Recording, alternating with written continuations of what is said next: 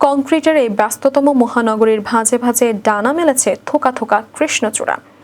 তীব্র দাবদাহ ও যানজটে নাকাল রাজধানীবাসীর মনে কিছুটা হলেও প্রশান্তি বয়ে এনেছে রক্তলাল এই ফুল। বিস্তারিত থাকছে প্রতিবেদনে।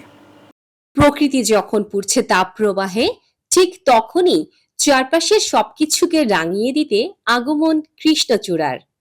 রুক্ষতাকে হার মানিয়ে প্রকৃতি যেন হেসে উঠল নতুন করে। কৃষ্ণচূড়ার লাল রঙেই ভেসে উঠে গ্রীষ্মের প্রকৃত সৌন্দর্য।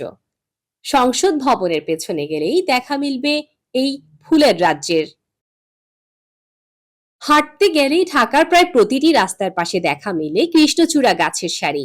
সেখানে ফুটে থাকা কৃষ্ণচূড়ার রক্তলাল রঙে মুগ্ধ হন না এমন মানুষ মেলা ভার। পথে যেতে যেতে ক্লান্ত পথিকও একবার থেমে যান। তীব্র রোদ মাথায়ও মিনিট খানেক সময় নিয়ে উপভোগ করেন এই ফুলের সৌন্দর্য। রাজধানীর বুকে কৃষ্ণচূড়ার সবচেয়ে বড় সমাহার জাতীয় সংসদ ভবনের ক্রিসেন্ট লেক সংলগ্ন সড়কটি।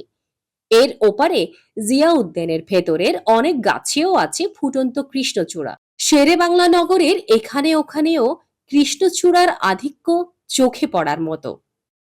পথের দুই ধারে ছাতার মতো মেলে থাকা গাছগুলোর ডালপালা জুড়ে অগণিত ফুলের অপারিত উচ্ছ্বাস। Desk news, CVN TV, USA।